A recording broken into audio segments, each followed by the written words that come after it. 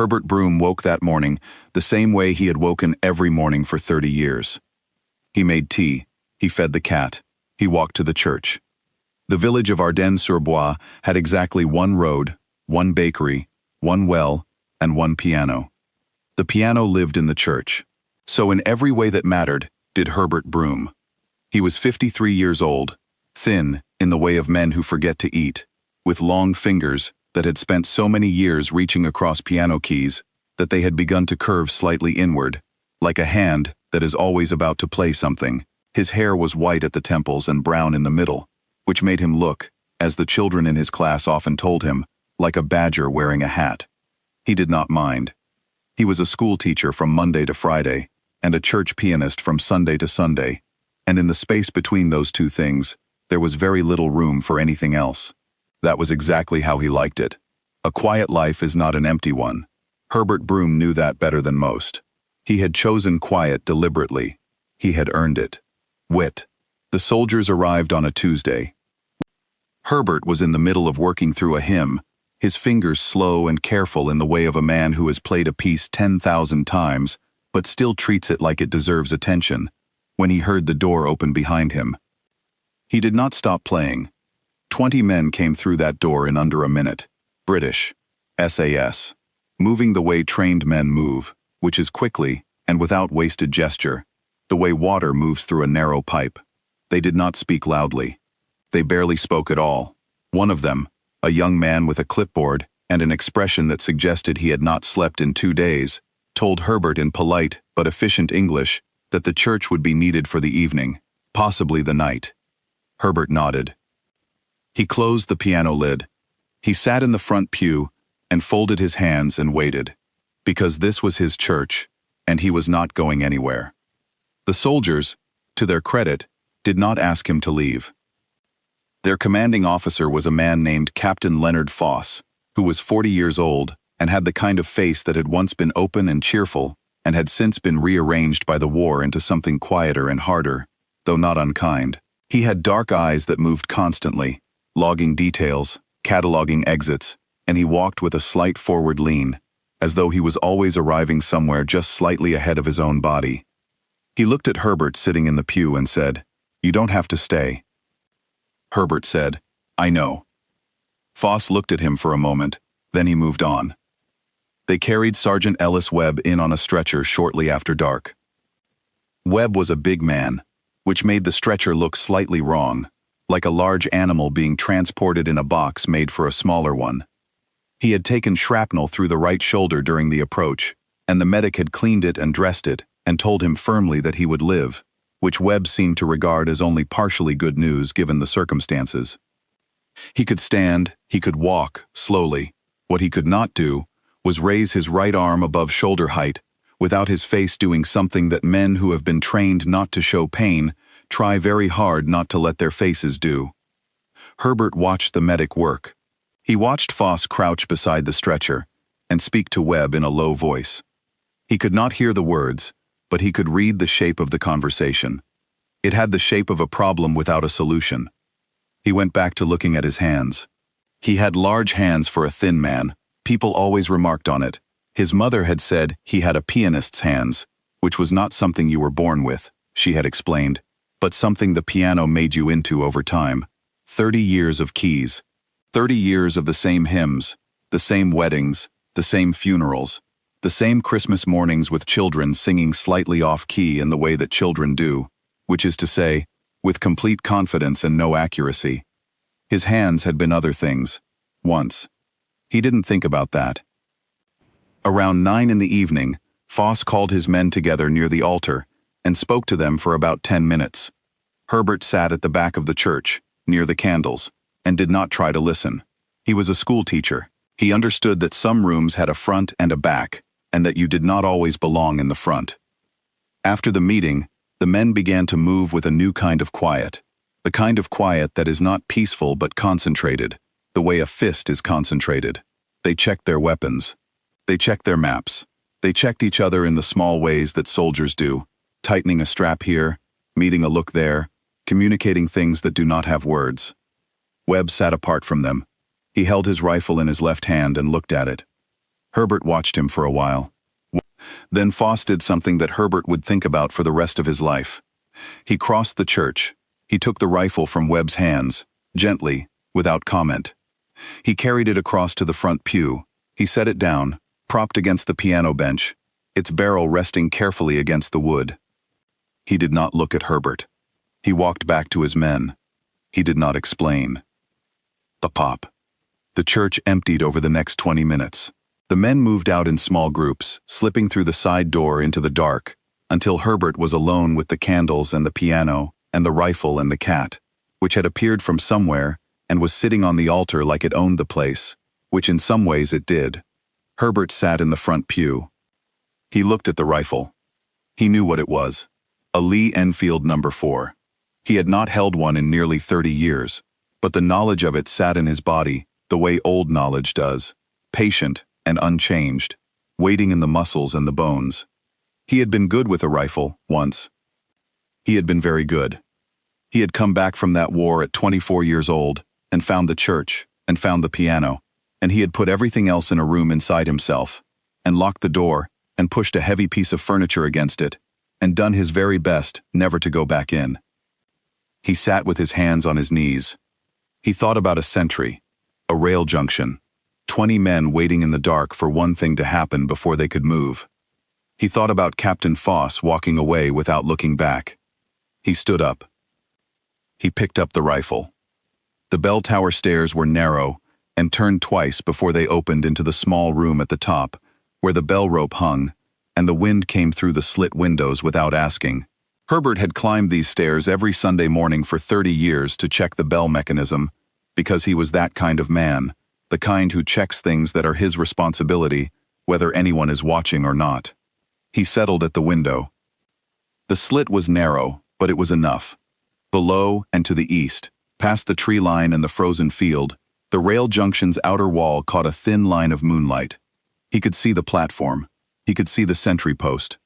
He could see the sentry. 340 meters. He knew this because Webb's mission notes had been left on the stretcher, and Herbert had read them the way a careful man reads things that have been left in front of him, which is to say, thoroughly. 340 meters. He had taken longer shots than that, in another life. He settled the rifle and felt the cold of the metal through his fingers, and his hands were shaking, and he knew why they were shaking, and he also knew how to stop it.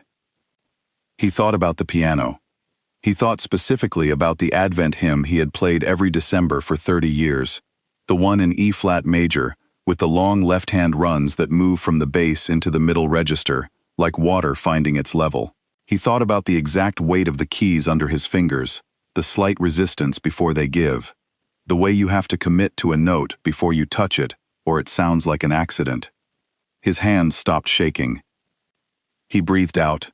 He waited. At 3:14 in the morning, the sentry moved into position. Herbert fired once. The sound of it in the narrow tower was enormous, and then gone, swallowed by the dark and the cold and the distance, and Herbert sat with the rifle and waited, and did not look away. The sentry was down. Below and to the east, 20 men began to move. He did not watch what happened next.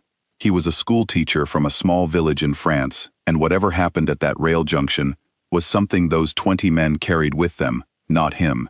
He climbed back down the bell tower stairs and crossed the church, and sat down at the piano bench and opened the lid. He played the Advent hymn, softly, because it was late, and the cat was sleeping, and there was no one to hear but himself and God, and neither of them needed it to be loud. He played it through twice, and then sat with his hands resting on the keys, the way you rest after something you did not entirely expect yourself to do, not shocked, not proud. Somewhere in the space between those two things, where most of real life actually happens. The rifle was leaning against the bench beside him. He left it exactly where it was. They came back before dawn. He heard them before he saw them, the soft sound of boots on stone, and then the side door opened and they came in from the cold, one by one, with the particular exhaustion of men who have done a hard thing successfully and have not yet had time to feel anything about it. Foss came in last. He stood in the doorway for a moment and looked at Herbert at the piano and at the rifle against the bench, and his face did not change in any large way, but something in his eyes changed, the way the light changes when a cloud moves. He crossed the church. He sat down in the front pew. Neither man said anything for a long time.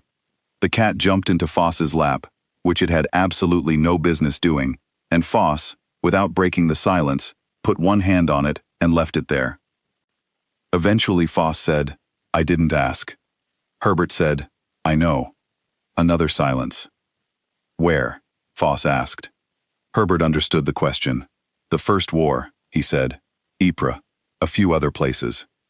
Foss nodded slowly. He was looking at the candles. "You came home and you played the piano."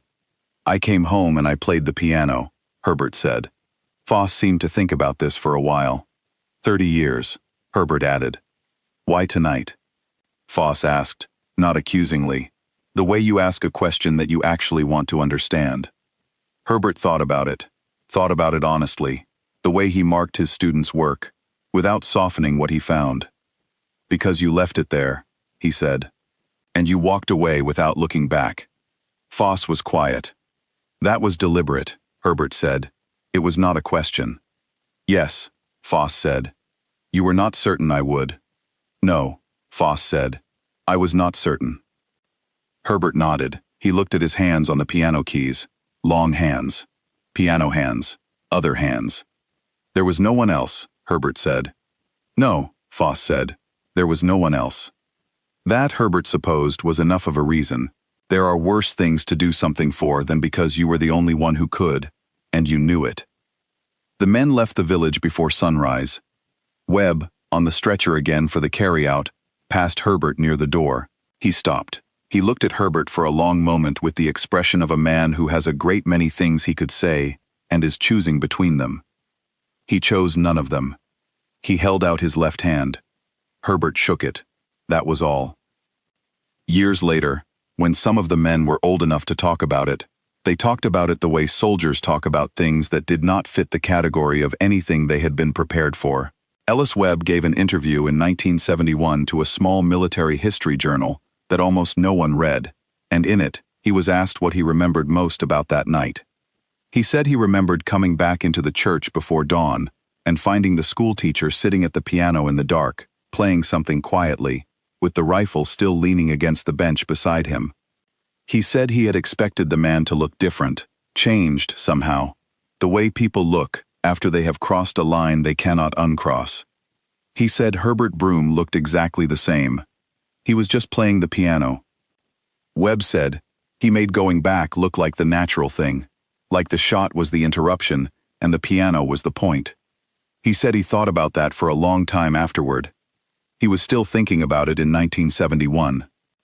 Retired Broome taught at the village school for another 22 years.